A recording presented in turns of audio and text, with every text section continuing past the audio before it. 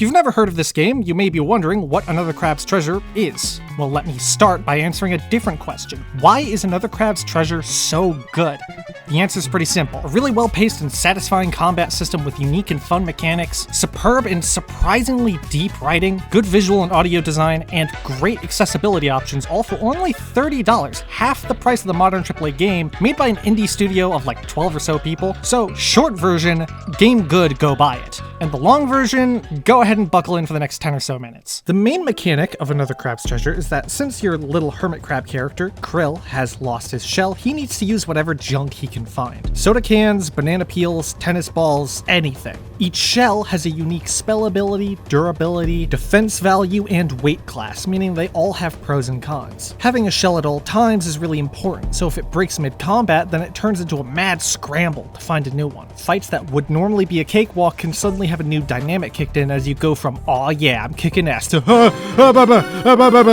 There isn't exactly a huge amount of build variety, but that's not the point either. We're not playing Armored Core where we build our crab from the ground up like a Terminator. This game, like Sekiro or Bloodborne, is very tightly designed around a specific playstyle. Despite that, there are still ways to personalize your approach depending on your shell and a number of other factors, like little accessories called stowaways that give a variety of small boosts, adaptations which are like additional special moves, and an upgrade tree with even more techniques that mold how you play, like the ability to attach a shell to your fork to make it a hammer. And I should add, there's a grappling hook that has a fishing minigame attached to it. And I have at least 2 or 3 friends who are starting to fall asleep at this point in the video, and I now have their interest again. You know who you are. The enemy designs are great, both in gameplay and in art. There are very few standard enemies that felt annoying to fight against, and not a single boss that I personally would say was a miss. I also love how all the main characters are cartoonishly styled and have character designs, and then the enemies are all like anatomically accurate crabs. It's really funny to me. Level design is great too. I'm a fan of Dark Souls 3 level design, and it very much reminds me of that. Mostly linear, but with a few split paths, a few secrets you can find, well-placed enemies to make engaging encounters. I like it. The last big thing I should point out about the combat is that there's no stamina bar. If you want to, you can dodge and attack endlessly. When I saw this, I was afraid this game would be constant aggression, slamming on your controller like a crazed chimpanzee with no slowing down, like it's Devil May Cry, which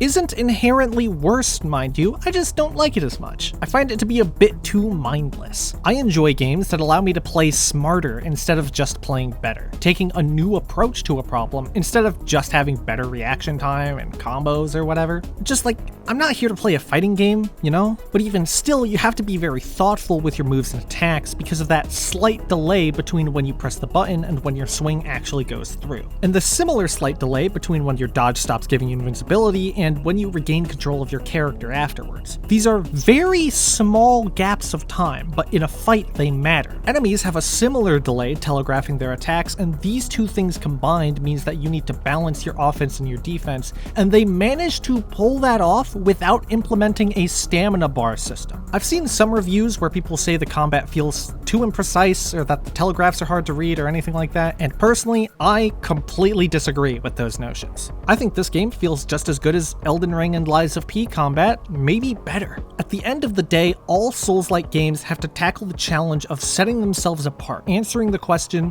why would I play this game instead of Dark Souls or another FromSoft game? And Another Crab's Treasure answers this question perfectly, with a variety of unique game mechanics that are not just for the sake of being different, but because they're fun and they fit with the setting and characters. Speaking of setting and characters, this game has brilliant writing, something I don't see brought up as often as I'd expect in reviews. Okay, so yes, it's a critique of capitalism, very original, but there's so much more to the writing than pollution is bad and capitalism is bad. There are more themes at work here that are relevant to us and what we can do as individuals. Themes about how to handle our anger and fear at the pollution of the world and where to direct those emotions. Themes about struggling for security in a dangerous world and people helping each other to stay afloat. Themes about when is it justified to use physical violence, and even more. We also have well fleshed out characters that not only have consistent goals, values, and personalities, but also often represent a subset of people in the real world. That's why Krill is such an effective protagonist for this story, because he represents the average person just trying to get by in life, not looking to get wrapped up in a huge conflict, he just wants his shell back, his home back. Then there's Roland, the greedy CEO who got to the top by pushing his workers to the limit, and his muscle that keeps people from pushing against him, who is actually a squid named Inkerton. I can't make this up if I tried. Nema, a single mother with 2 daughters who tries her best to support the people around her. Conch, an old hermit crab who's seen the problem get worse and worse over the long years with no change. Firth, another hermit crab like Krill who worships the concept of the free market while ignoring its flaws, and despite having better intentions than Roland the CEO, he is just as dangerous.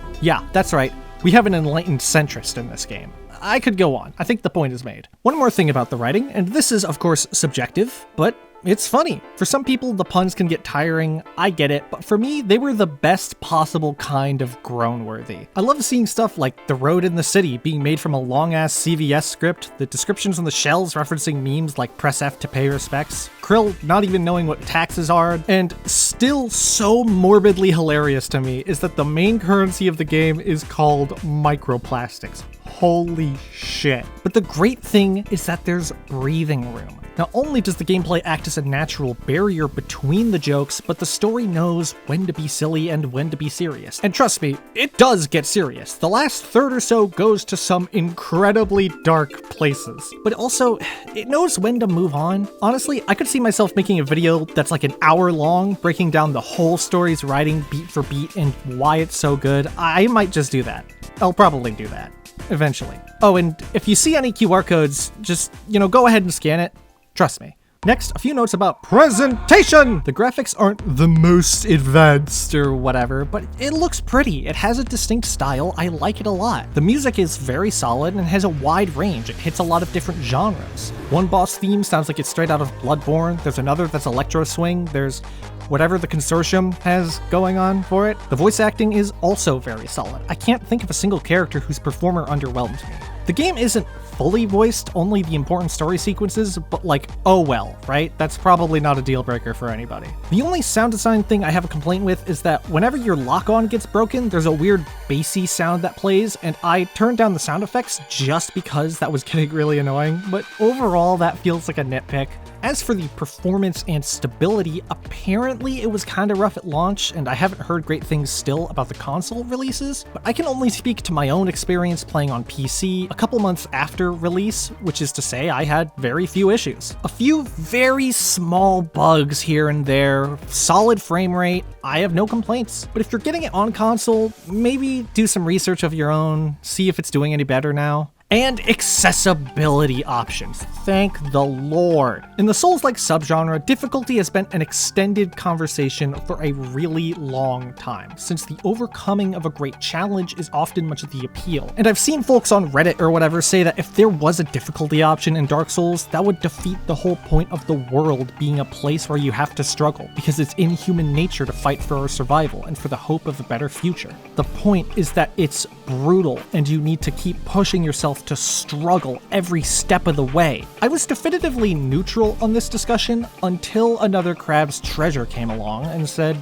we don't think that's true. At any time, you can go into the settings and make the game easier for yourself. Hell, you can make the game laughably easy. You can give Krill a gun that can one-shot any enemy and boss in the game and protect you from everything. That option is there for people who enjoy easier games. Most players, though, from what I've seen, don't do that, or at the very least, only use it when they start to get stuck or frustrated. And that doesn't take away from the struggle Krill's go through in his own capitalist hellscape, so why would the same be true for Dark Souls? You can also deactivate dropping your microplastics each time you die, which I always do that. There's an old quote from Sid Meier, the creator of Civilization, that says something along the lines of, if given the chance, the player will optimize the fun out of a game.